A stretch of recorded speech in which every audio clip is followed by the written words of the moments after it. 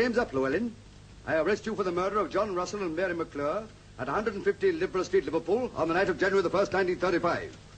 I have to warn you that anything you say, etc., etc., etc. I've been after you for 5 years for this, and I may say that this is a moment that affords me the greatest pastoral pleasure. Just as I was waiting for the handcuffs... just a minute, Chief. How many L's are in Llewellyn? 4. But you children have already got as far as Llewellyn? I've only got 2 fingers. Now, Mr. Pip never passed you out. I'm blowed if I know. Inspector Blow. Inspector Blow, been in. No. Then, throwing caution to the winds, I leapt on him single-handed. Single-handed? Well, go on. You know how to spell single-handed, don't you? Yes, but you weren't single-handed, Chief. I was with you. Well, it's as good as being single-handed. Yes, but it was me that leapt on him. From behind. Look here. Whose life story is this? Well, yours, Chief. I mean, fair's fair. After all, I've given you the best years of my life, and the only time you've mentioned me up to page 298 was that time when the bulldog tore a piece out of my trousers. Well, that showed you all to advantage, didn't it? Anyway, will this satisfy you? 10 minutes later, help arrived in the shape of Sergeant Bingham, and the Saffron gang was finally rounded up. Thanks, Chief. Not that you did make any difference. Well, now we come to the last chapter. We'll leave that blank for the moment, but we'll head it the 5th column. The 5th column?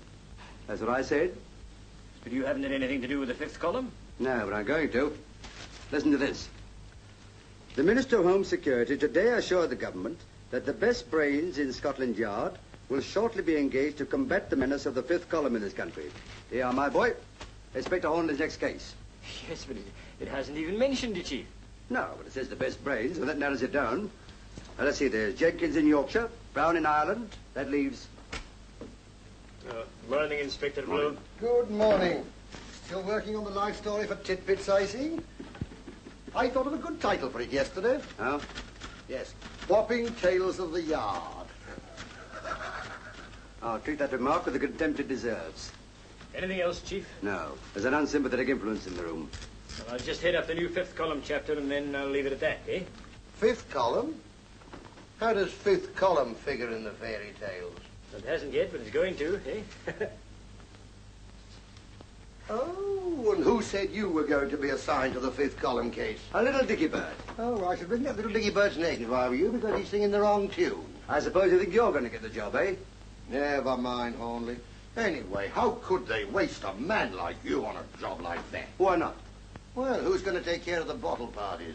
Well, I'll practically clean those up, you know that? Yeah, with the exception of the one where Bingham goes every night. Well, he hasn't found any evidence yet. No, but he's found a nice little fan dancer. Ooh. Is that right? No, it's not. Inspector Hornleigh. Yeah? The Commissioner wants you. Oh? He's got half the Army High Command with him. Has he, though? Oh. Well, I shouldn't worry, Blow, old man. You'll have plenty of time to spare. I'll hand over that little joint for you to clean up. And if you talk to Bingham nicely, he might give you her phone number. Oh, Bingham. Sir? You can leave in that bit about the 5th column. Right you are, Chief. The fact is, this petty scrounging has reached such proportions that it's costing the army thousands a year. What we've got to do is to set an example. If we can catch 1 or 2 of the culprits, it'll have a salutary effect on the others. Ah. You sent for me, sir? Brigadier Lloyd, Major Harvey of the War Office, Inspector Hornleigh. How do you do, gentlemen? I've got a rather unusual case for you, Hornleigh. The War Office are concerned over certain Army activities which are proving rather more widespread than we imagined. Now, what we thought... I think I know what you mean, sir. Well? Well, one reads the papers. Well, the papers only touch on the fringe of it, I'm afraid. Quite. But a detective can read between the lanes. I'm glad you appreciate its importance. As I was telling the Commissioner, this is not just a case of a few tins of strawberry jam. Eh? This sort of thing's going on in camps all over the country, you know. I beg your pardon? These depredations from army stores. Scrounging, Hornleigh. Scrounging? But you mean to say this has nothing to do with the 5th column? 5th column? Whatever put that into your head? Inspector Blow was assigned to that case last week. Blow? As an ex-officer, it shouldn't be difficult for you to get into the run of things again. Are you listening, Hornleigh? The idea is that you should join the army. What, me? Yes. What, at my age, after all my years of... Temporarily, of course. We'll do our best to see you're comfortable. Well, it's more than I was last time. Still, if you're offering me a commission... I'm afraid that is hardly the idea. By joining the ranks and mixing with the men, you'll have a better chance of contacting the offenders. The ranks? Struth.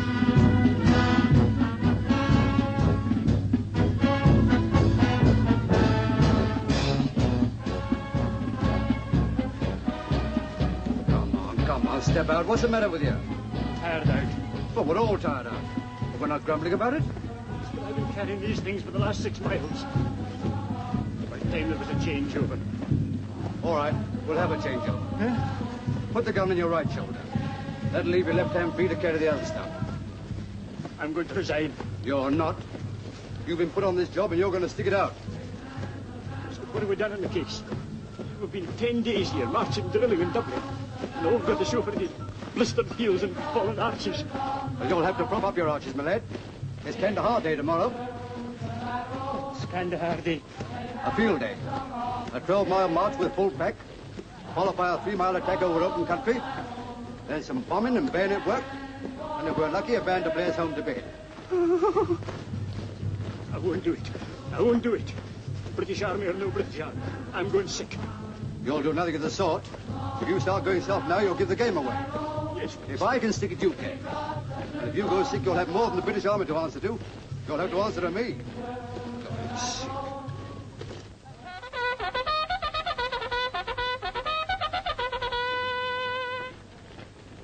You blokes for the sick parade, file in here.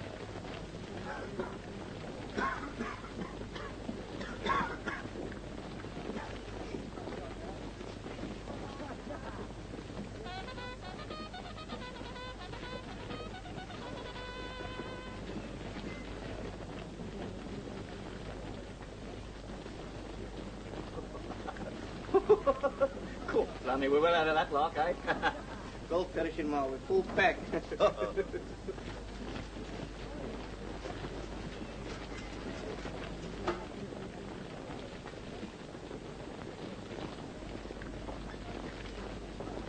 Come along now. On parade, you. Double up. What's the matter?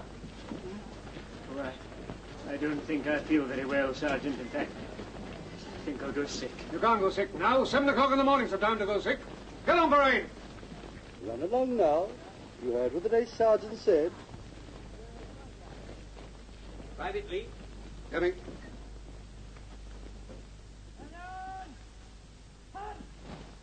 Well, what's the matter with you? It's my blistering feet, sir.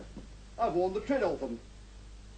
And when Lord Roberts made his historic march to Kandahar, it was the proud boast of this regiment that not a man fell out. Today is the anniversary of that great event. And in view of the excellent march you carried out yesterday, I propose to celebrate today by granting leave to the whole regiment till midnight.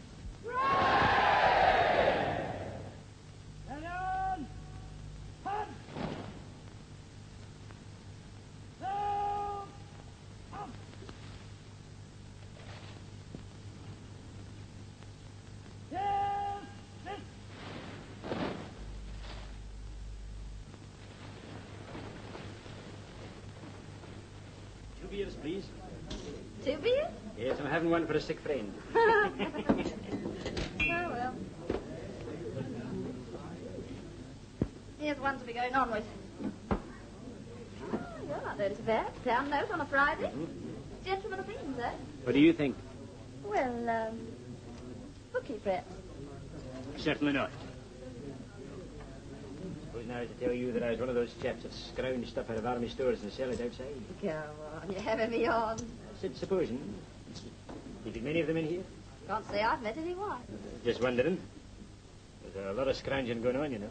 So I hear. Why they don't do something about it beats me. Perhaps they are. The military police? Not them. All they catch is drunks. Found this stuff littered all over the floor. How much is missing? Can't say yet, but it's all new stuff, though. Only came in yesterday. None of it issued, eh? That should help. Consignment of pants, all sizes. Tin pilchards. Ever had that brand before? No. Hey, what's it got to do with you? Yes, what are you doing here, anyway? Reportable light duty from the medical officer. Then keep your nose out of things that don't concern you. Count up what's left in those cases, and don't make any mistakes. Very good, sir. Blooming sauce. Right. Did you get any time off? After we close, till we open again.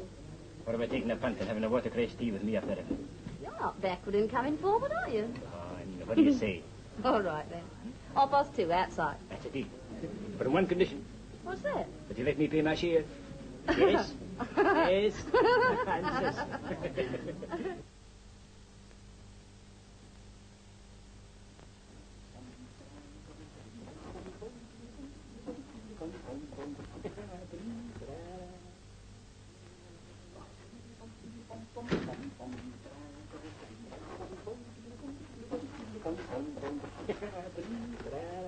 What's bitten you?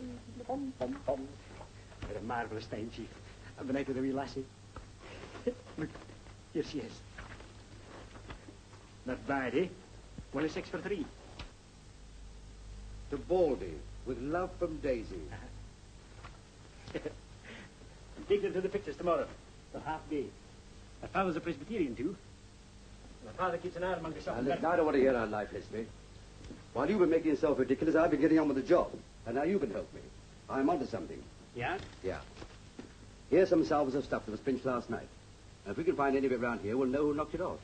Yes, but they might have come by it innocently. Well, the stuff hasn't been issued yet. Now, come on, step lively before they come back. Now, you know what you're looking for? Gents' underpants, large size, filtreds, and carbolic soap. Now, you take this side. Okay, Chief. I've been through the hut next door, but I drew a blank.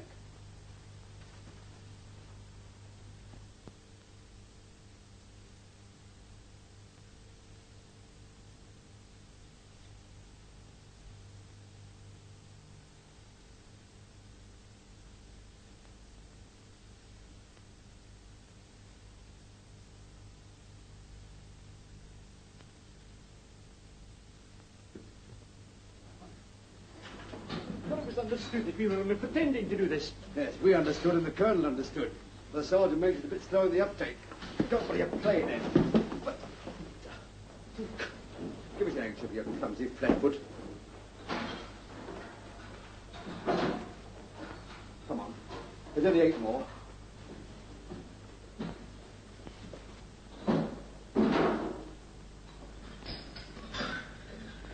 Morning, Hornleigh. Still looking for clues, eh? Ooh! Ooh! I always said there were no flies on Hornleigh, but... Oh, I take all that back now. What are you doing down here? Come away from your clues and I'll tell you. Have you come down here to make trouble? I've come down here to see you two. Us? You mean you want us to help you with your case? I do. Why? Because there are certain things, Hornleigh, of which you have special knowledge. Well, I never expected you to admit that, blow. We knew to get into a mess as soon as we left the yard. What's your difficulty? We're very busy, you know. Yes, I can appreciate that.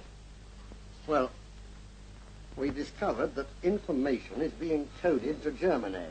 Well, nothing unusual in that, is there? Shortwave transmitter, I suppose. Yes, and what is more, we've discovered the code. And now all that's missing is the shortwave transmitter and the blokes who are running it. That's right, but unfortunately they never broadcast from the same place twice. What do you want us to do? Consult the stars for you? Oh, no, I'm not interested in your usual methods of solving crime. What I want to know is how they got hold of a certain piece of information when there were only half a dozen people in the know. Well? And you were 2 of them. Us? Yes, listen to this. Among other interesting items broadcast to Germany last night was this tidbit. 2 Scotland Yard men named Inspector Hornleigh and Sergeant Bingham are now carrying out secret investigations at Uplow Camp. What do you mean to say it's been sent back to Germany? It has, and I want to know who's been doing the unveiling. Now, look here, Blow, let's get this straight. Are you accusing me of a breach of confidence? I'm not accusing you of anything. I'm just making inquiries. Well, it amounts to the same thing. If anybody's been talking, it's certainly not me. All right, well, I'll take your word for it, Hornleigh. And what about you, Bingham? Have you been talking in your sleep? Did I take exception to that remark? So do I. And what's more, I object to you coming down here criticizing my staff. I'm not criticizing your staff. It's beyond criticism. I'm asking a simple question. Well, you had the answer. Just because some brass head shoots off his mouth in his club, you try to pin it on Bingham. He's worked for me for 15 years, and I know that he's incapable of doing such a thing. All right. I must explore every avenue. Will you explore some avenue down Whitehall Way? Yes, and don't leave any stones unturned. Okay. Hello. Come on now. Who did you tell? Me? Oh, now here, Chief, you don't think that Yes, I do think. Come on now. Out with it. Who was it? Well, it was that wee lassie, Daisy. I might have guessed it. Oh, but she's a nice girl, Chief. They're all nice girls. Martha Hardy was a nice girl. Well, what did you tell this bird? Nothing, Chief.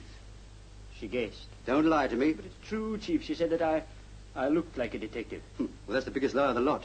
I don't mind you laughing at my expense, but I tell you that Daisy's absolutely innocent. But after going out with you in a punt? Well, supposing she's innocent. She can still talk? No, not Daisy. What is she? Barmaid. God, lummy. Why, the public information bureaus. Oh, by the way, did I hear you say you were taking her to the pictures this afternoon? I was, until you landed me into this mess. Well, you're still taking her. I'll fix it up with the Colonel. What, you mean that I can say... What do you want me to do? Well, ask her who she passed the glad news on to, of course. Oh, yeah, that'll be very awkward, Chief. Well, it'll be more awkward if you don't. I've lived in the trees for so long. How could I hope to be a success in New York? Can't I teach you, Rollo? Then what would become of Bobo or Mara the elephant? Every night as the sun sets, I sing in the trees with a lullaby. It's sinking now, Rollo. Daisy? Yes, Percy? Gosh, I was longing for you to call time, gentlemen, please, this afternoon. Were you really? Don't she look lovely in her saddle? Not half as lovely as you'd look in one, Daisy. Think so? Just picturing bending over the beer pools. Come on. What would the customers say?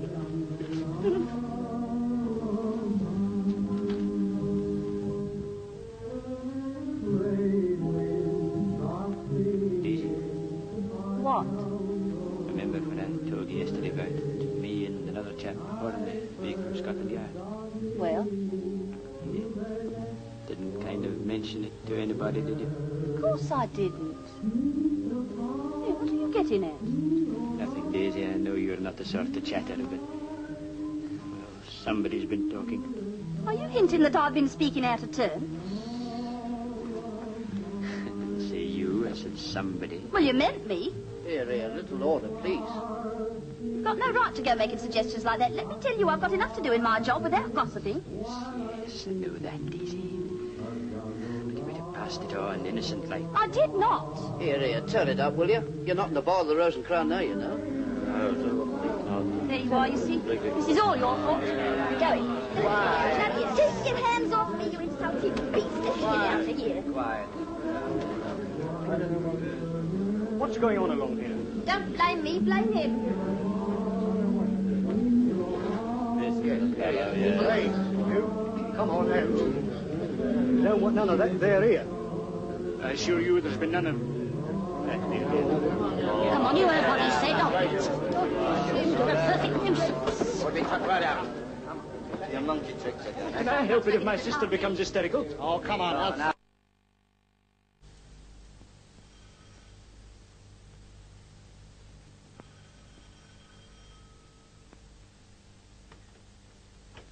Good afternoon, Miss Johnson. Good afternoon. I'd like to see Mr. Wilkinson. You didn't make an appointment, did you? No, but one of my back teeth is aching again. Something awful. I think you'll find that quite all right. I shouldn't bite on it for a couple of hours, though. Thank you. Miss Johnson, I don't remember No, making... Mr. Wilkinson, it's my back tooth again. You must look at it. I see. Would you mind, madam? I won't keep you one moment. Quite all right. Very well. Please step inside. Charles? I've laid out your dinner jacket. Don't forget you're dining at the club at 8. Oh, yes. I'm going over to Penrith to have dinner with Mrs. Sherwood. We'll probably play bridge, so I may not be back till late. Goodbye, my dear. Oh, don't forget to black out. I expect you'll be in first. I won't forget.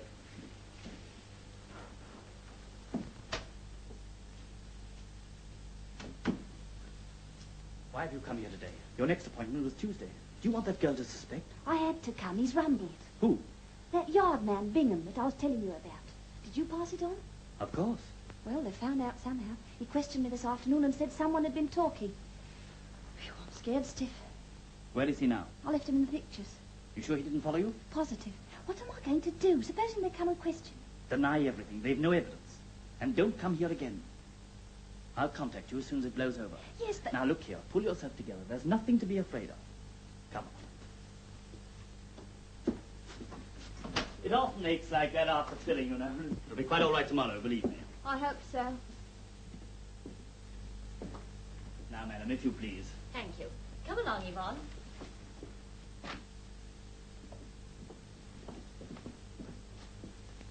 It's It's nearly 6 o'clock. Have I an appointment with this gentleman? No, sir, but he was anxious to wait on the off chance of seeing you. My bridge work needs overhauling, and I wondered if... I'm sorry, I'm afraid I can't manage it now. My hours are 3 to 6, and I have an engagement this evening. Well, perhaps I could come back later. I'm sorry. My engagement is for the whole evening. Besides, I never see patients out of hours. Oh, if that's your attitude, I'll take my business elsewhere. There are plenty of other dentists in the town who will be only too glad to do a little bridge work after 6 o'clock. Good day to you, sir.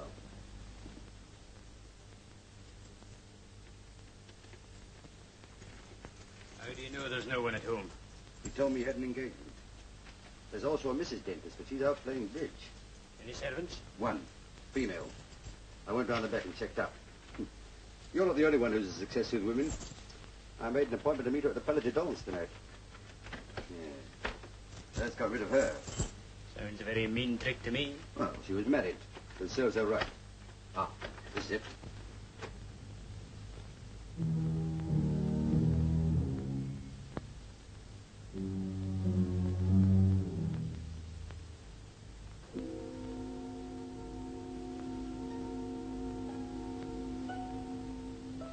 That's certainly. Now let's see what's over here.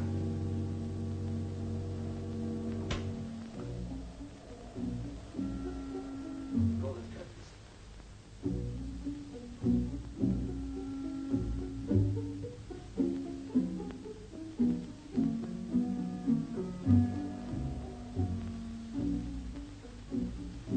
There's the appointment book. We'll have a look at that.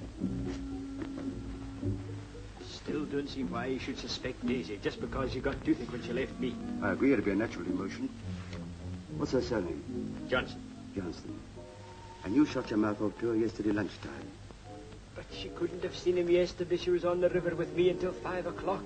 And at 5:30 she visits the dentist. Look for yourself. Every time she sees you, she rushes straight to the dentist. Any number of ways of explaining that, Chief. There's only two I know of. Either she's what I think she is, or the way you kiss them knocks their teeth in. Yeah. She was here twice last week.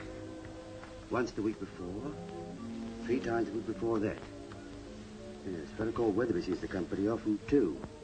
And Mrs. Crofter. There's your Daisy again.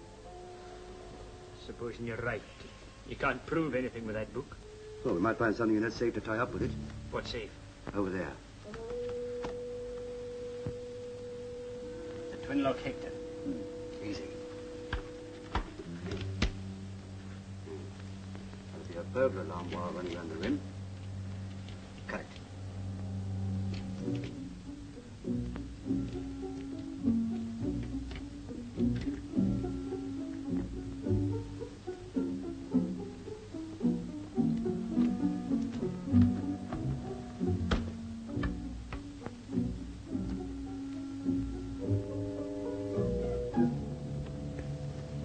There you are. That little fellow won't talk. Here comes him, but you cut the wrong wire. The doorbell. The dentist. Maybe he's forgotten his key. Why should he ring?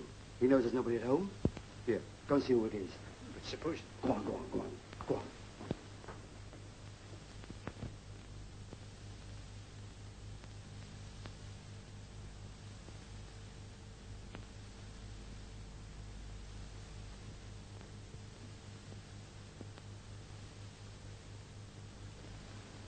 Is your name Wilkinson? No. Mine's Blenkinsop. Oh? I want to see Mr. Wilkinson. Why? Why, what do you think I come to dentists for? Have a haircut? I want a tooth out. Eh? Oh, I'm afraid that's impossible. Oh, don't talk sense down. Sorry, but at this time of night... At this time of night, I've been in bed and fast asleep. I had that raging toothache. I tell you, I'm not going till I see dentist here. Come on, fetch him out. Well, now, if you'll just sit down for a minute, I'll make some inquiries. All right, but look sharp.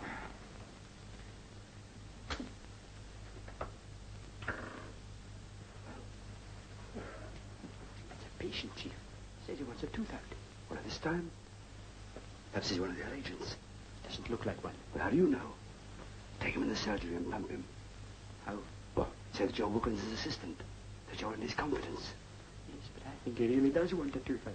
Well, you never know. Perhaps he's bluffing. Come on. Well, I'm sorry, but Mr. Wilkinson is asleep. I can't It's help it. all right. I'm his assistant, and anything you wish to have out, you can have out with me. All right, that suits me. Well, where's surgery? Surgery. Yes. Is this it? Here, come on. Yes, that's just surgery. Well, come on, don't hang about. Here, take this. Just sit in the chair, sir, please, will you? Now, let me see.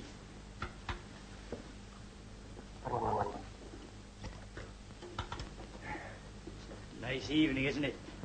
Fine for getting shortwave broadcasts. I don't want any shortwave broadcasts, and I don't care if it's raining cats and dogs. I want this tooth out.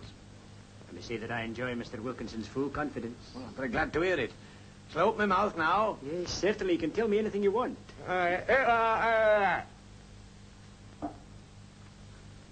You really want it out? Hey, what's the matter with you? You non-compass mentis or something? You've been here before, haven't you? What's that got to do with it? Well, we just make it a rule only to attend to regular customers after closing time. Oh, dash it all, do you think I'm going to suffer all night for your silly rules? Here, are you going to take it out, or do I have to take it out of you? Your mind's made up. Oh, it's dawned on you. Right, just wait there a minute, please. Very often out. Oh, what is this, a dentist or a madhouse? Here, are you going to take All this right, thing out? all right, it's coming out. Just a minute. Which tooth did you say it was again?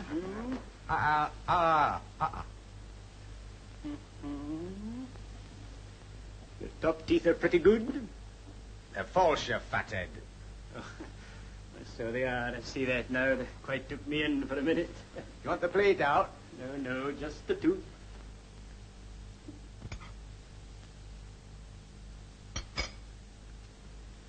Right. Just open your mouth a little wider, please, will you? Hey, doing it. You're not going to take it out in cold blood, are you? Can't have a local anaesthetic. Oh, I'm afraid Mr. Wilkinson always locks up everything like that. Hey, what's that over there? Is that a gas apparatus or not? Yes, that's gas. All right, then I'll have gas. Quite sure. This is after effects, you know. Compared to what I'm suffering, the after effects will be a pleasure. Hope you're right.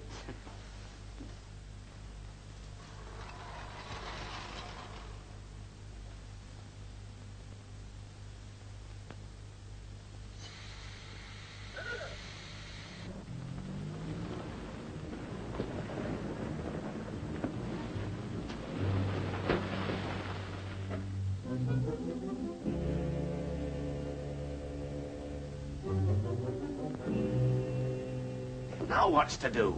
Are you going to give me gas or not? I am. You'd hope so, too. I'm sick of sitting here waiting for...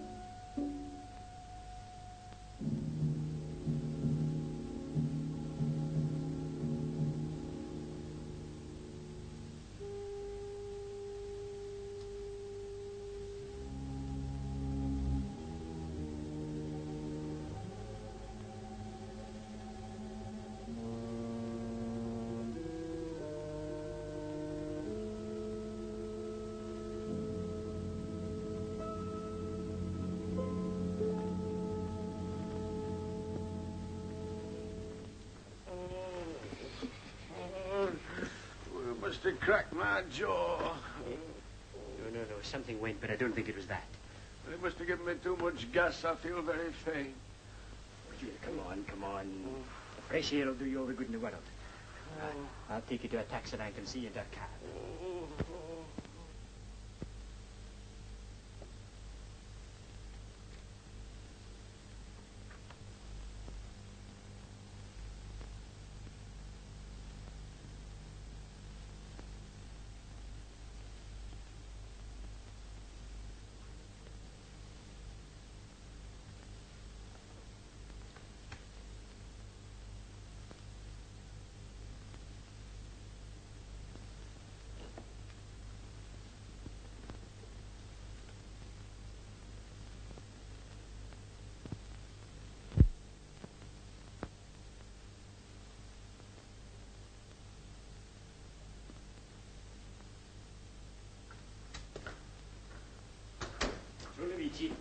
Shh.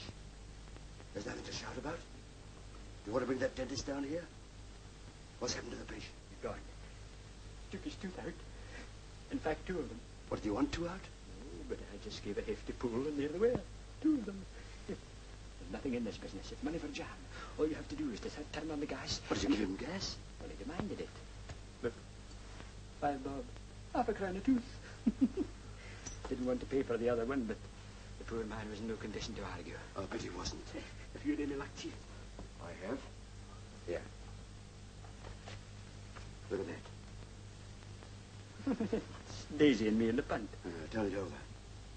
Sergeant Bingham, CID. Where did you get this? In the safe. Can't believe it. You know, Chief, this sort of thing shatters your faith in women. Well, you could do with a bit of shattering. Yeah, give it to me. But you're not going to put it back in there? I am. But if they find it, that'll make me look like an accessory. Well, you will, won't you? Now then, we're going to leave this place exactly as we found it, without anyone knowing we've been here.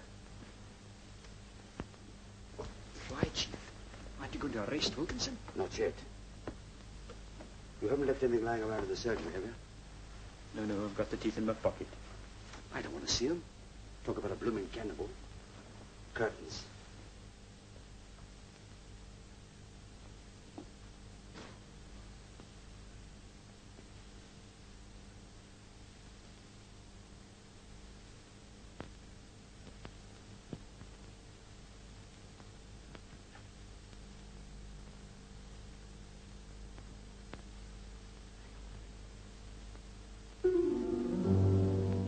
Possibly Granny. We've left the light on. That's funny. I could have sworn I put it out.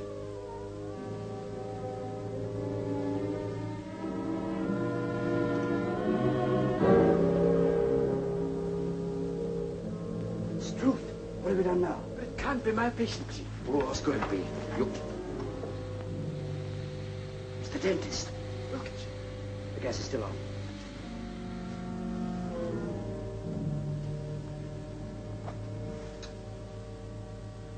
He's a gunner. Dead. This is awful. But I was here just a few minutes ago. Must have happened when you were seeing your patient off, obviously. Must have found out that we were here, decided he couldn't face it, and come down and gassed himself. I'd better phone the local police. Wait a minute. Look at these. One shoe is laced across the usual way. On the other shoe, the top three holes are laced crisscross. You can put your own construction on that, I suppose. Well, no man laces his shoes different ways. Someone else put that shoe on his foot. Why? I don't know yet. But whoever did it may be still in the house. Wait here.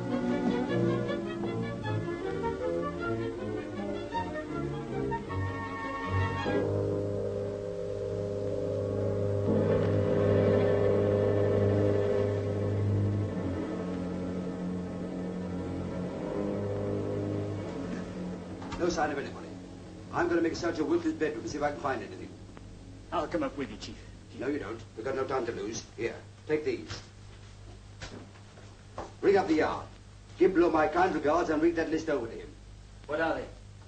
The names, addresses, and code numbers of Mr. Wilkins' so-called patients. Tell Blow, since he wants to know who's been talking, there's 40 of them.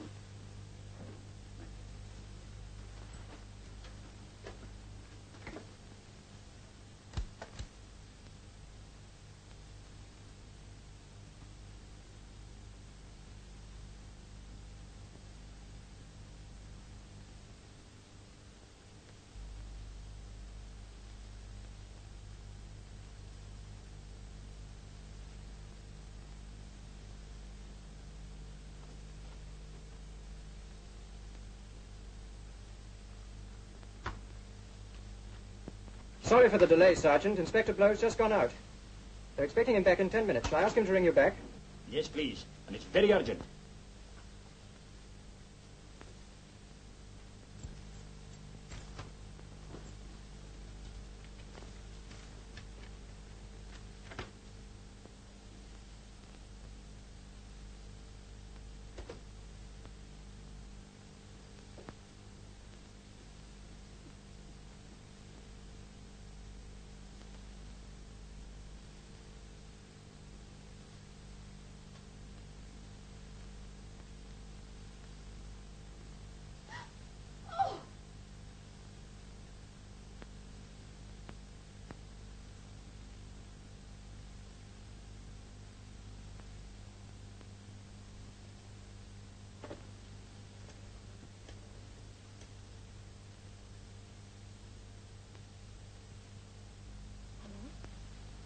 Who's that?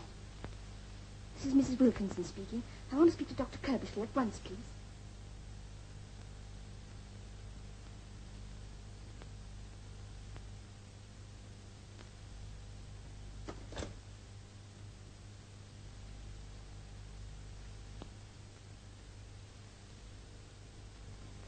It's all right. No need to be alarmed. Who are you? I'm a police officer. What are you doing in this house?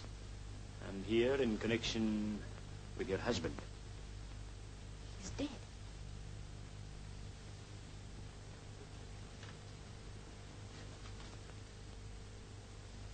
That's right. You just sit down quietly for a few minutes. I can imagine how you're feeling. Can you? I wonder. I should be awfully upset, shouldn't I? Aren't you? No. You are Mrs. Wilkinson? Yes. But we weren't what is called a happily married couple. You found out that he was a... Yes. I told him he'd get caught sooner or later. It was no use. They had some sort of hold on him. Who are they? I don't know. I shouldn't have known anything except that I found a letter of his. What did you do? I taxed him with it, and he flew into a rage and struck me. He did? Yes. Oh, that was nothing unusual. I said I'd go to the police, and he threatened to shoot me. What could I do? What would you have done? I really don't know. It's very awkward for you. Could I have a cigarette, Inspector, please? Why, certainly, certainly. Now, I'm afraid I've got to ask you just a few questions. You're not going to be brutal to me, are you? No, that will hardly be necessary. But they'll expect a statement, and just as a mere matter of formality. Oh, yes, of course. Well, I shan't attempt to hide anything from you. Thank you. Well, now, do you know what part your husband had in this organization? None. But I'm sure it couldn't have been a very important one. I'm afraid you're wrong there, my dear, Mrs. Wilkinson. As a matter of fact, I'm quite sure you are. Well, what makes you say that? Well, I have here the names and addresses of 40 of his patients, whom I have every reason to believe supplied him regularly with information. But I can't believe it. Are you positive of that? I found it in a book in his safe. But if he's as important as all that, why did he take his own life? He didn't. Somebody else took it. He was murdered. Oh. Here, Mrs. Wilkinson. What's the matter? Oh, pull yourself together. Here. Mrs. Is that waters?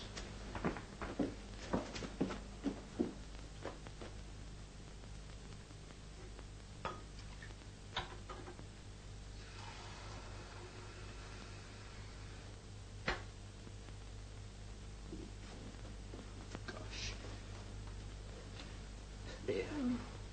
That's better now, isn't it? Here, drink this. I'm sorry. I'm sorry. It's all right. You'll be feeling better in a minute. I can't stay the night here alone, Inspector. I'm afraid I'm on duty. But I've got a sister who lives just round the corner. Couldn't I spend the night with her? I'm sorry. I can't allow that. I promise I wouldn't move from there. No, you wouldn't. And if it rested with me, I'd let you do it like a shot. But it does rest with you, doesn't it? Well, no, not exactly. You see, I haven't mentioned it before, but I've got an assistant, an associate. There are two of you? Yes. He's upstairs, and I'm afraid he'll want you to come to the police station. Oh. Drink. Oh. I shall be all right. Oh, you answer it, Inspector. Don't worry about me.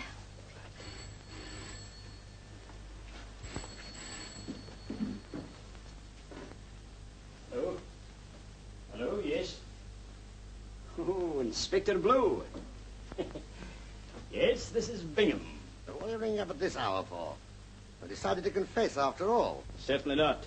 So, as a matter of fact, it's not unconnected with your inquiries this morning.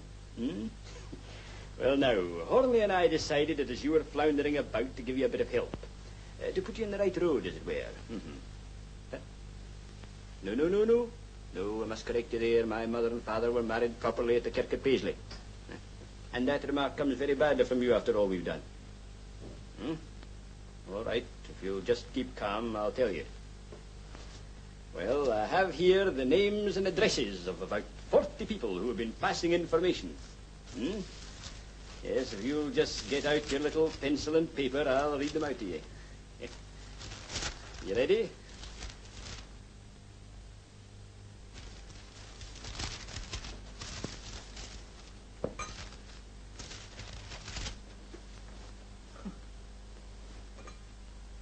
Just a minute, Blow. I think I've got a hold of the wrong piece of paper or something. Hold on.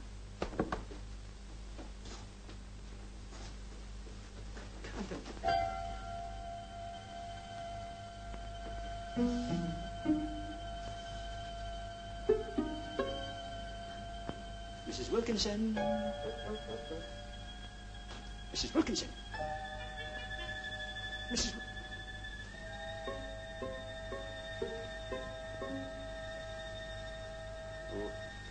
Hello, Blow. Sorry, there's been a slight hitch. I'll ring you back. Mrs. Wilkinson. Mrs. Wilkinson. Maybe she's gone to her sister's. Gosh, the books. It's Mrs. Wilkinson.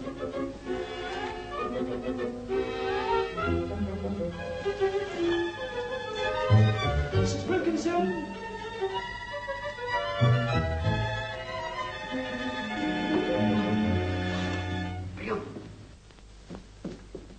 Bingham! Oh, there you are. There's been some pretty rum goings on in this house, I'm telling you. You're telling me? What did you phone, Blow? Yes, I phoned him. What did he say? Well, he didn't say anything, Chief, because... Because what? Look, you're quite sure you gave me that list, aren't you? What are you blathering about?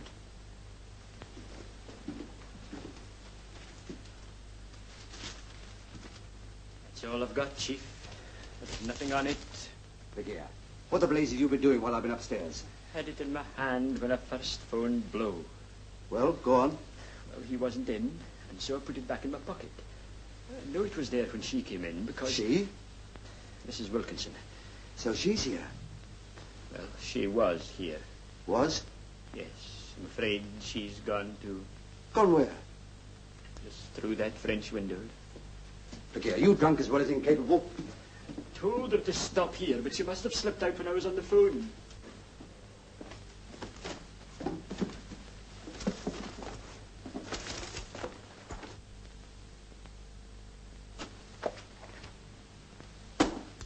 She's pinched the evidence.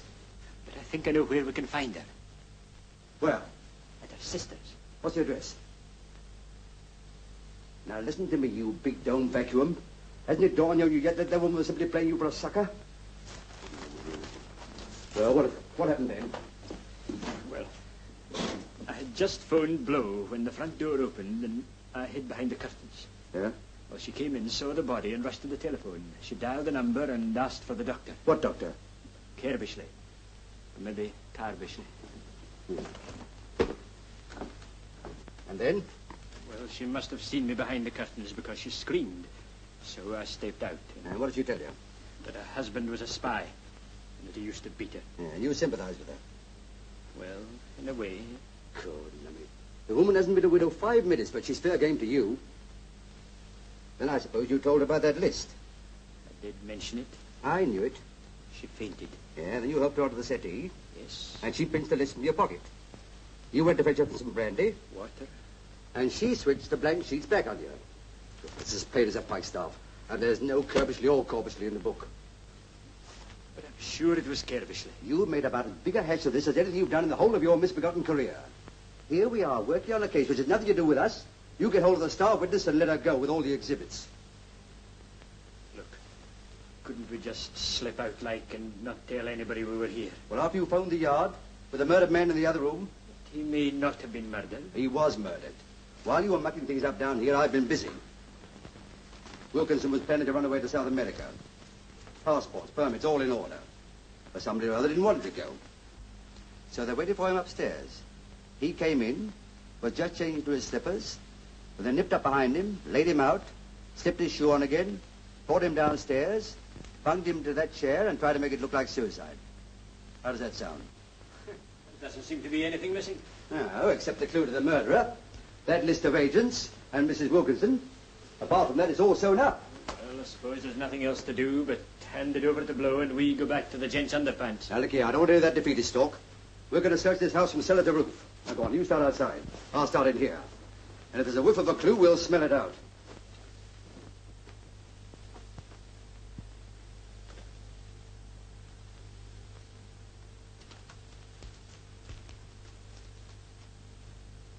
Hello, what's this?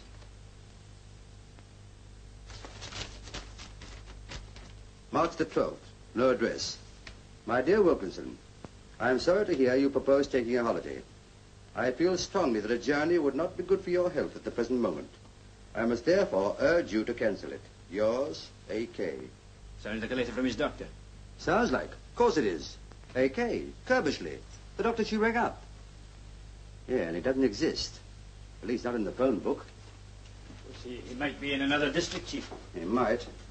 But this letter was posted at Upper Ellingford. And that's in this phone area. So that doesn't help. Continuation sheet. Now, who uses continuation sheets? Offices? Yeah, it doesn't look like office paper to me. No, more like hotel stuff. How many printers would there be at Upper Ellingford? There can't be many. It's only a market town. Good. Well, we're going to knock them up. There may be only half a dozen printers in the town, but a more bad-tempered lot I never saw. You can't expect them to dance for joy when you get them up out of their beds in the middle of the night. Don't feel very happy myself. Dragging a man from his rest at 3 in the morning to rake through a lot of notepaper. I ought to be compensated for this. Oh, well, it's not your paper. Yes, it is. Oh? Yes, I printed it for the Westgate Manor Hotel. Westgate Manor Hotel, eh? Yeah, I told you it was hotel paper. Yes, it's the same, all right. Of course it's the same. I printed him a brochure at the same time. Now you can clear out and I'll go back to my rest. I sympathize with you. Terms in season. Hello, it's a fishing hotel. Yeah, pretty posh from the prices. Bingham, we're going to get up early in the morning. Yes? We're taking a fishing holiday. It's time we got our hooks into something. Well, thank you very much, sir. You're welcome.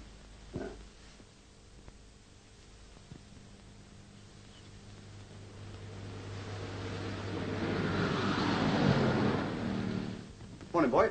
Good morning, sir. You two gentlemen after the same vacancy? Vacancy? What, are you full up? Well, one day we are, the next day we're not.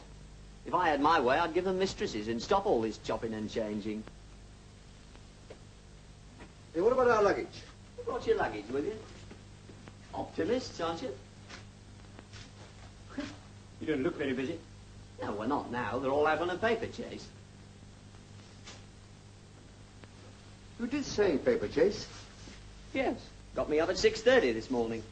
It's this new Mr. Rolfe's idea. He started all these capers. Mr. Jenkins was much more sensible, but he joined up 3 weeks ago along with Mr. Smart, the science master. I tell you, there have been so many changes here since the war started, I can't keep pace with them. You wait in here. But I might as well tell you, you're not the only ones after this history master's job. There's another old bloke in there already. So it's not a hotel anymore. They've evacuated a blooming school here. You know, Chief, I didn't like to mention it before, but, well, I never did think much of that crew of yours. For once in a way, you were right. Cable College, Muswell Hill, London. Notice the prefix. All prefects must be responsible for the blackout of the dormitories. Dr. Alfred Curbishley, headmaster. A.K. We thought it was a medical doctor she rang up last night. But it was this fellow, a doctor of literature or something. This puts a new face on it, as the Duchess said when she had her dial lifted. Yes, but I still don't see anything very sinister in that. Well, it hadn't occurred to you, I suppose, that a woman who just found her husband dead doesn't rush to ring up a schoolmaster. Yes, it is a bit peculiar. Now, this is where you earn your oats, my lad.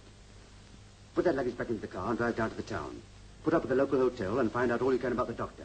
It's a small place and they're bound to know everybody's business. What about you, Chief? Somebody's bound to ask what you're doing here. Oh, I'll say I'm a new boy who's a bit backward. Now, go on, off you go. Don't forget, if there's a barmaid there, when she pours out your beer, don't pour out your soul.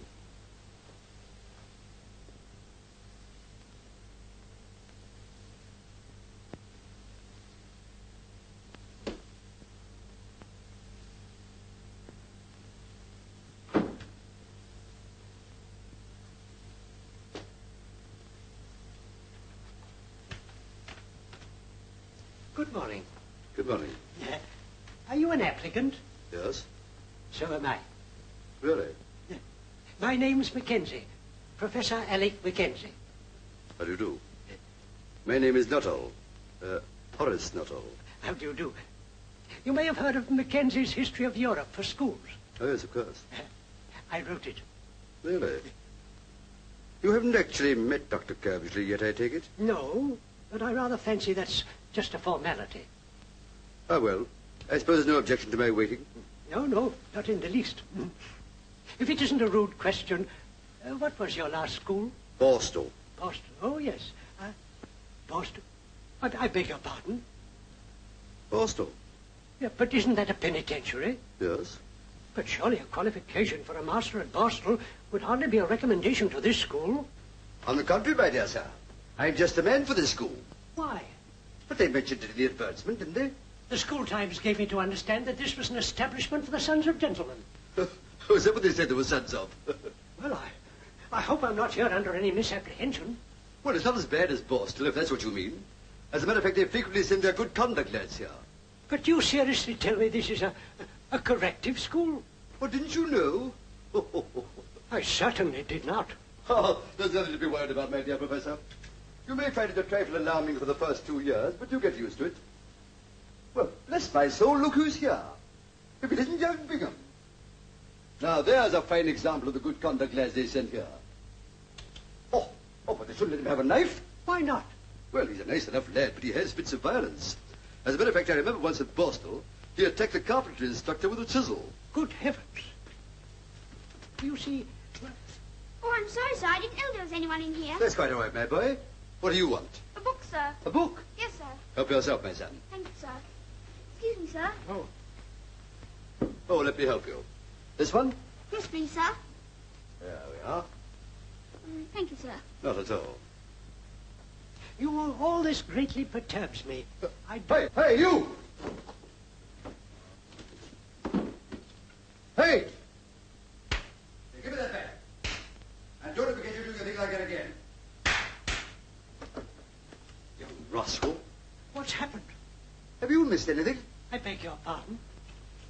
This is yours, isn't it? That's my watch. Good gracious me. Ah, well, boys will be boys, you know. Do you mean that he actually... oh, this is dreadful. Well, you get used to that sort of thing here, you know. Used to it? That's why you're mistaken.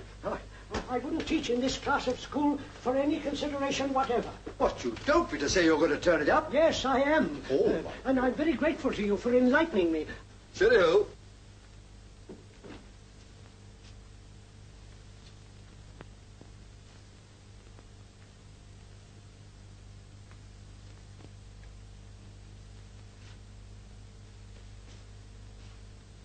Professor Mackenzie?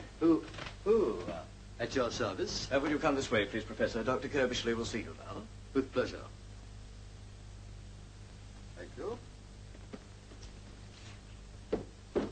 pleased to have you here, Professor. Weston, the last man, was rather old-fashioned in his methods. Oh, really? Well, you won't find anything like that about me.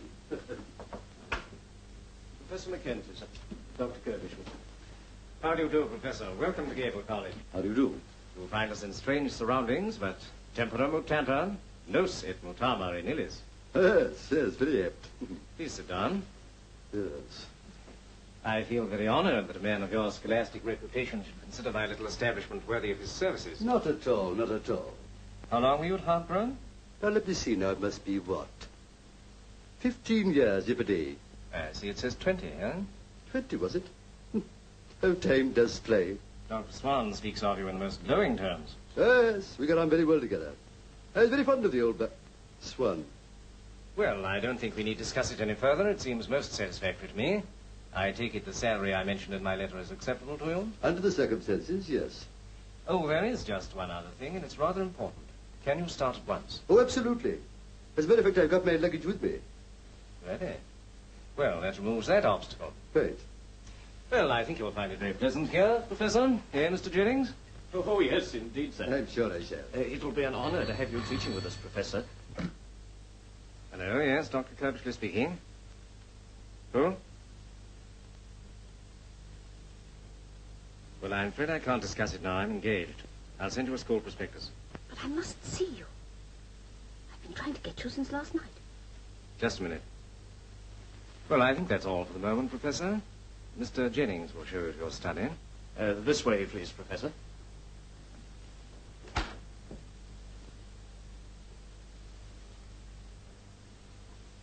I've told you before not to ring me here. What is it? But I had to get in touch with you. Something dreadful has happened. I can't very well tell you on the phone. I'm at the Angler's Rest in the town. Well, you shouldn't have left Farnshire without letting me know.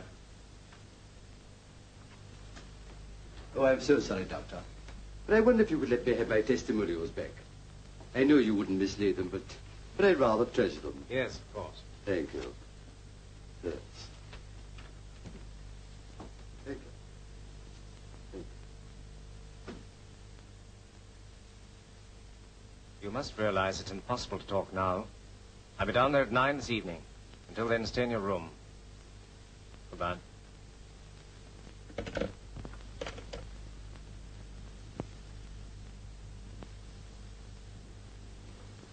I have number 8, please?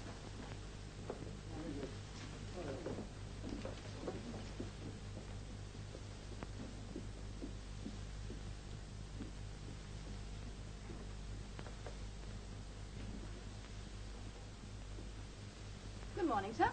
Good morning. I want a room, please. Certainly, sir. Good to see the sun again, isn't it? Yes, it is. Will you be staying here long? A few nights, maybe. You'll want a single room, I suppose. That's right. I've got a very nice room facing the river. Hmm? Yes, but I think I'll have the single room. Very good, sir. Will you read it to me, or shall I read it to you? You read it to us, sir. Oh, very well. Here we are. Evolution of the Corn Laws.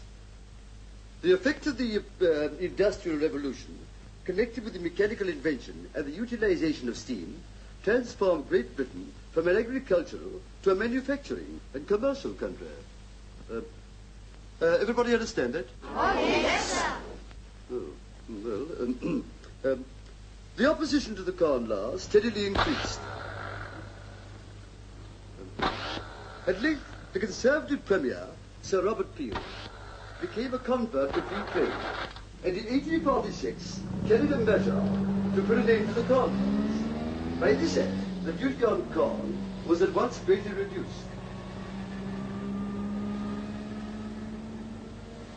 And it ceased altogether in 1849, with the exception of a registration duty of 1 shilling per quarter, which terminated in 1869. You know, I don't know about you, but I find this a trifle dry. So do we, sir. I thought so. Well, now, but it does mention one very interesting man, Sir Robert Peel, the founder of our modern police force, and a very good job he made of it, too. As a matter of fact, if it hadn't been for him, we should never have had the highly efficient organization with its network of detectives, plainclothesmen, and cobbers narcs, informers, that we have today. But still, I dare say that many of you boys, at one time or another, have wanted to be detectives. Yes, I thought so. But let me tell you that it requires more than muscle to make a detective nowadays. Oh, yes. I mean, you have to have powers of observation and deduction. Now, take observation, for instance. I very much doubt if there's a single boy here that could tell me whose card it was that went down the drain just now. It's the head's car, sir. How do you know that? Because he always goes out at this time. That's right. Well, now, if he always goes out at the same time, it's probable that he always returns at a certain hour. Has any boy observed what time that is? 3 o'clock, sir. What, every day? Yes, sir, because he takes Latin at 3:15. You're more observant than I thought. Well, now, let us see if you're as good at deduction. I'll give you a start. Now, if he always goes out at the same time, that is 2:30, and he's only gone for half an hour, it follows that wherever he goes can only be a quarter of an hour's car ride away. Probably less, since he must spend some time at his destination. Now, can any boy deduce where he goes in that time? The village, sir. What makes you think that? Because I've seen his car there, sir. That's right. Parked outside the post office. I see. Still, that is observation, not deduction. Now, let us try to deduce what he does in the post office. Excuse me, sir, but isn't that the headmaster's business? I beg yours.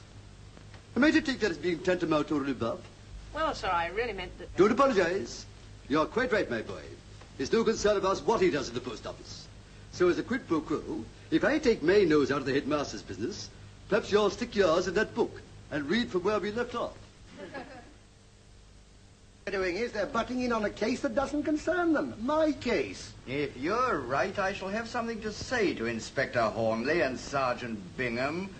Laying down on this job without my permission. They better have a pretty good reason for this. Hello. Oh, is that you, Chief? Well, I've stumbled across something very interesting. No. It's nothing to do with the scrounging case, but... Oh, yes, I know, Chief, but... Yes, Chief. How much would your pension be worth if you retired tomorrow? I don't know. Why? Well, you better start working it out. Yes, that's quite true, Chief, but... But, Chief...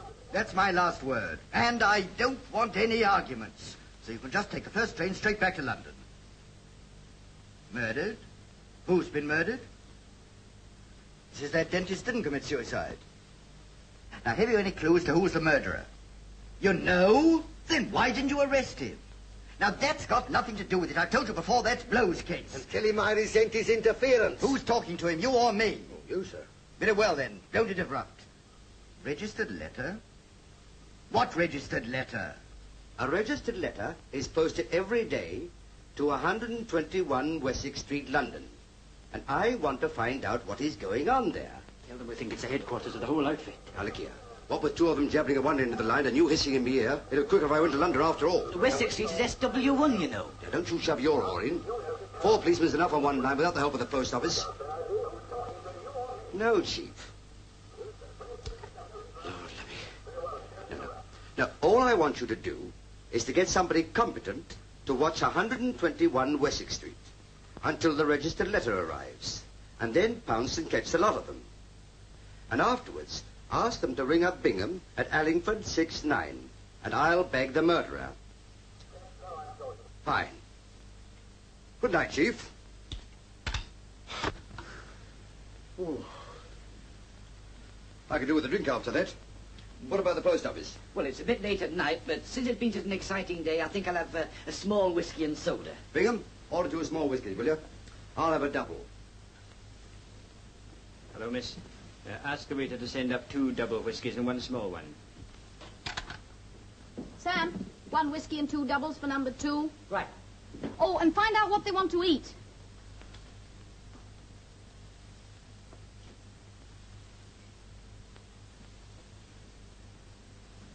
Good evening, sir. Good evening. I believe you have a Mrs. Sutton staying here. Would you be good enough to send out my card? Yes, sir. Sam, take that card to number 8 on your way up, will you?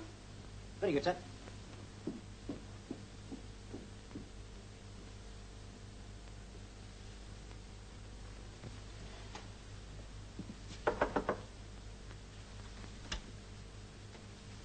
Gentleman downstairs, hand it to him, miss. Oh, thank you.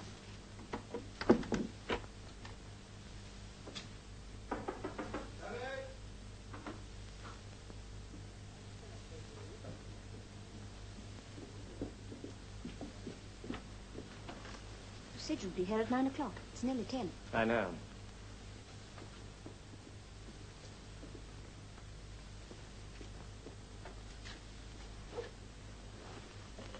It's Carlson. He's dead. I know. He was murdered. So it was you who killed him. You reported to me that he was about to clear off to South America. A man like that's not only useless, but dangerous. Well, all I can say is you might have been a little more careful about it. In what way? It may interest you to know that whilst you were disposing of Carlson, there were 2 detectives in the house. You sure? I met one of them. Did you find anything? Only a list of our agents in the safe. You needn't be alarmed. I played the prostrate widow very successfully. Well, I'll be getting along. I should have closed on my cucumber frame a couple of hours ago. Well, thank you very much for your assistance, Mr. Tomboy. A pleasure. Good night, Inspector. Good night. Good night, Sergeant. Good night, Mr. Tomboy. Hello? Is that you, Hornleigh? It's Blow here. I said, what sort of game are you playing? Oh, listen, I'm in Wessex Street now, and there is no 121. The highest number in the street is 75. Hey, what are you talking... Here, hang on a minute, will you? Bring back the post office, will you? Quick. Mr. Tomboy! Just a minute. Yes? He wants you. Where's your registered letter book? Here it is. Well, you know what I want. Yes.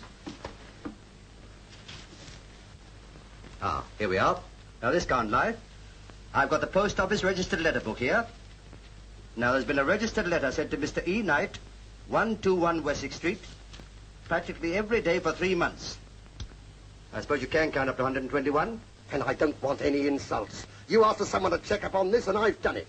Yes, but I asked for somebody competent. We are competent at the yard since you left, and I'm telling you there's no 121 Wessex Street, and there won't be till they pull down the houses of Parliament and make the street a bit longer. And why on earth don't you stick to your strawberry jam instead of... Hello? Oh. There's no such place as 121 Wessex Street. But he sends a letter there every day. There's no such place, I tell you. But why would he send a letter to a place that isn't there? It doesn't make sense. But look, 121 Wessex Street, written by my own hand. Well, I don't care if you wrote it with your elbow. There are only 75 houses in Wessex Street, and 121 isn't one of them. But if registered letters are not delivered, they come back to me. And you never had any of them back? Never. That's why I say if it's take written that there... away. Now, that letter was handed in your post office this afternoon. Now, where would it be at this moment? In a sealed bag at Northbury, waiting for the night mail. Where does the bag join the train? Lancaster? No, about 10 miles before that, it's caught up by the automatic arm. Where does the night mail start from? Carlisle. What time? 10:45. 10:05. Brigham, we're going to Carlisle. What about the luggage, Chief? Leave it.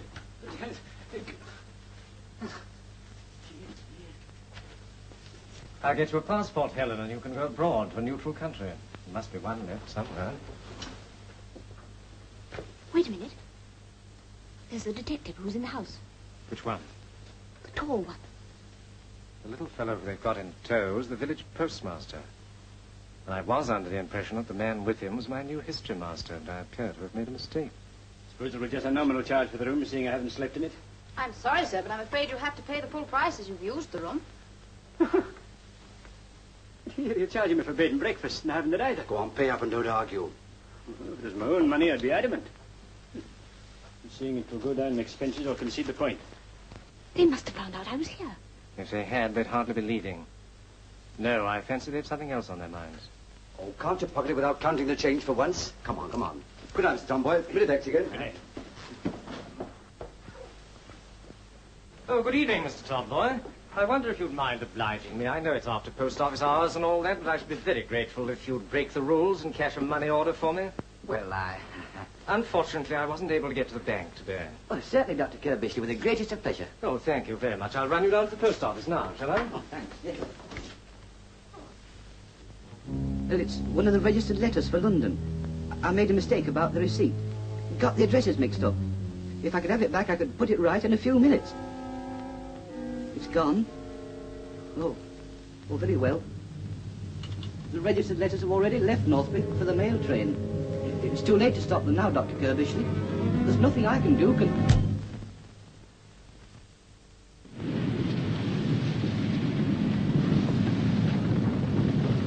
You've no reason to suspect any of your sorters, have you, Joe? No. Of course, I can't say for certain. We keep getting new ones on as the young ones are called up. But it wouldn't surprise anybody if somebody new came on tonight. I don't follow you, Inspector. For me, for instance. Sorting isn't an easy job, you know. It's years before you're any good at it. Well, you're short-handed and I'm no good at it. You can keep telling me so. Say you're going to give me the sack in the morning. That'll fool them. It might work, Joe. What do you think? I don't know. It's got to work. Now, come on, you're the postmaster. Who can you substitute me for? When's your Runcorn due for the call-up? Any day. Well, if we can stop him before he gets here, we can tell the rest he's had it. What about me? Can't I be a sorter too? No, you can't.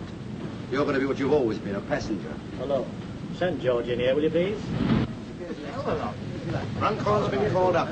He'll take his place. Evening all. Sharp's the name. He hasn't been on sorting for 5 years. 7. But he'll be as good as some of you, I hope. Train's coming in now. Look lively there. Sorry, late for dinner, John. Let's follow.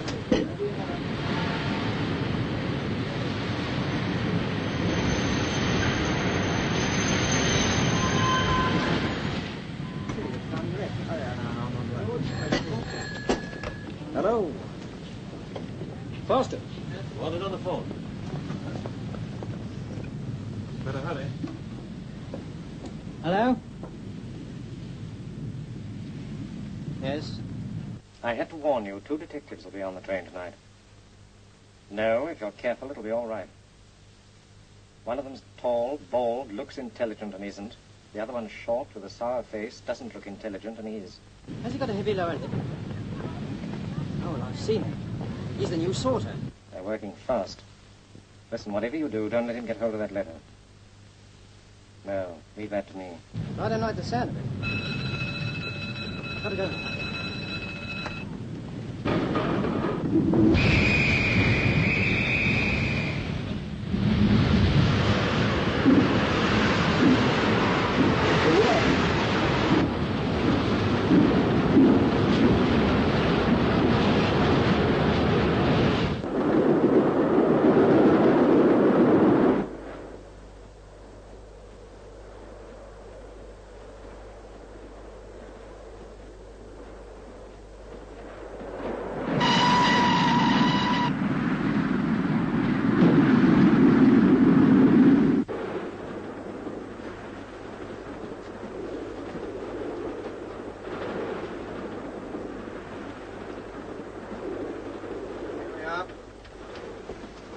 Registered.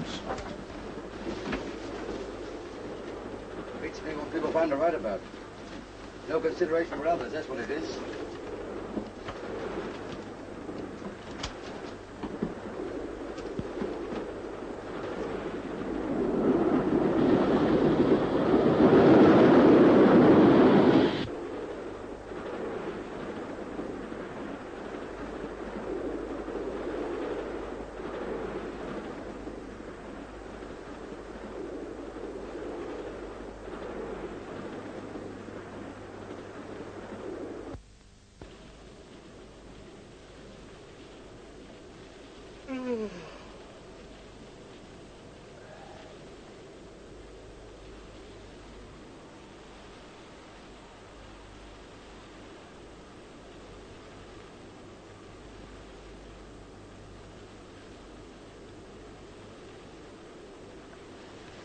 You? What are you doing here? Good evening, Sergeant. Perhaps I should introduce myself. I'm the principal of your colleague's school. It was smart of you both to discover that I posted a registered letter this afternoon and to catch the train at Carlisle. But I've an idea. The inspector won't find that letter. Oh? Why not? Because you're going to write him a little note and ask him to come along here and see me first. And you think I'd fall for a thing like that, eh? Well, I'm hoping to persuade John.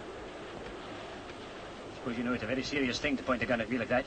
For you or for us? For you, of course. I know all about you. You've both got to answer a few questions.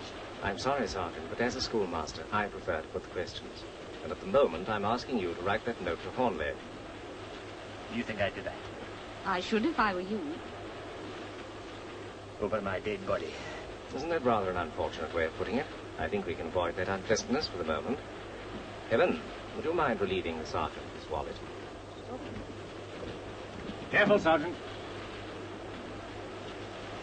I'll throw caution to the winds in a minute. That would be very foolish of you. And his fountain pen, please. What are you going to do?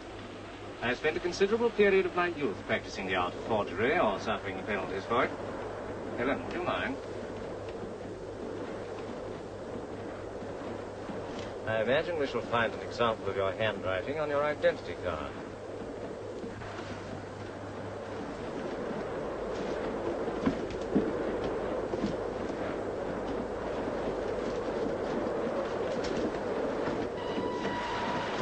Mr. Busby. Got a new sorter on tonight? Well? Bloke along the train there says he's his brother. Asked me to give him this note. Well, it's against regulations. Still, we'll let it go this time.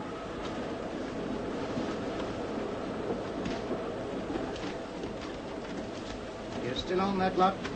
Well, let me tell you, if everybody here worked at the speed you're going, this post will arrive in about 3 years' time. Here. Talk about a nagger. I'll soon be at home with my wife.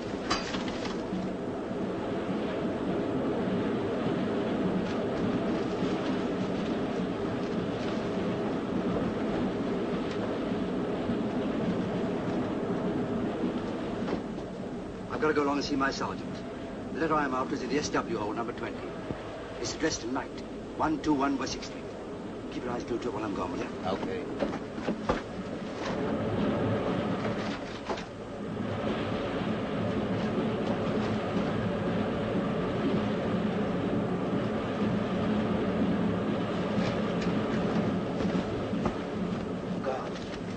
I'm a CID man. I wonder if you'd go in that next compartment and examine the tickets. Certainly, sir.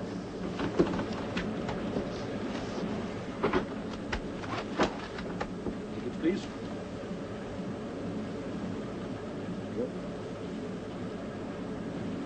What tickets, sir, please? I don't think I've got mine on me. Inspector, I think I'll come with you. I think I got yours, Edward. Thank you, ma'am. Thank you, sir. There you are, dear. Who's in there? Tall, bald-headed gentleman, sir. Looks rather pale. Yeah. Anybody else? A well-dressed man with a long nose and a red-headed woman. Rather pretty. Aha. Thank you very much. Anything else I can do for you, sir? No, not just now, thank you. Very good, sir.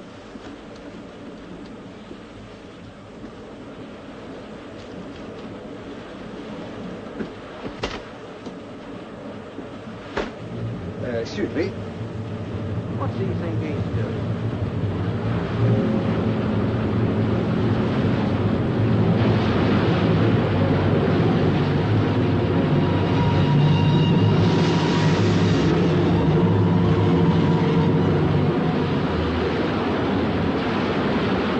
The inspector's rather a long time. I hope for your sake, Sergeant, there's been no hitch.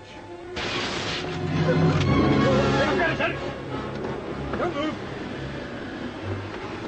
Good work, sir, good work. Well, Dr. Cabersley, I think you've had my credentials.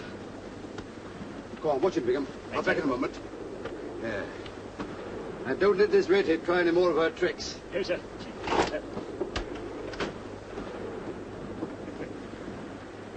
It's just an example of the way we work, you know. Now I'll have my fountain pen back. Yeah, Corporal. Look out those two. This is what is known as a matter of national importance. All right, Inspector. But I ain't a corporal. Well, you will be. Come along, Bingham. I may need your help. So long, Doctor. See you later.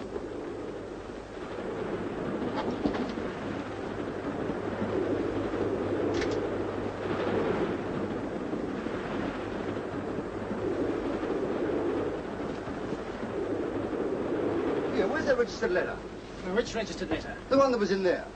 Well, what do you want with it? That's my business. What have you done with it? Are you accusing me of pinching it? I'm asking you what you've done with it. Well, I'm not going to be talked to like that by an extra man. I'm going to have this out with the head sorter. Well, Mr. Busby, the very near accusing me of... I should take it easy if I were you.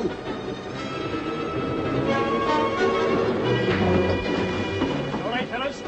We're from Scotland Yard. This is Inspector Hornleigh of the CID. Look out at him, will you? He's a 5th columnist. Come on, out of it.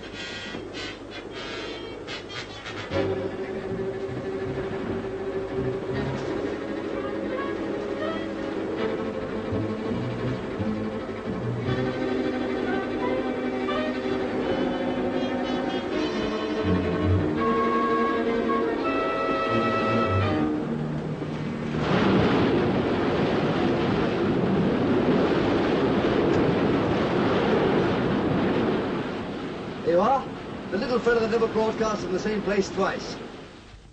And within 24 hours of laying my hands on the mystery transmitter, I had the whole organization behind bars. Morning, Hornleigh. What a bloke.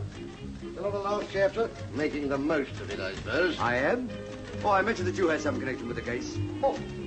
You still haven't mentioned my connection with it. Well, I haven't finished yet. In conclusion, I would like to pay tribute to a man without whose help I could never have achieved this coup. Mr. Tomboy, the postmaster of Upper Allingford. Now, look here, Chief. I've given you the best years of my life. Hello? Oh, morning, sir. Commissioner for you, bloke. Morning, Chief. The Hornleigh's on the scrounging case, sir? Since when? Oh. What? Me at my age? That's right. I suppose I'll get a commission. No, private. Very good, sir. And don't think this is a penny job, blow, old man. I mean, this isn't just a case of a few tins of strawberry jam. No, it's costing the country $1,000 a year. And here's a few clues to be going on with. 1 pair of gents' underpanties large size, 1 tin of pilchards, and 1 bar of carbolic soap.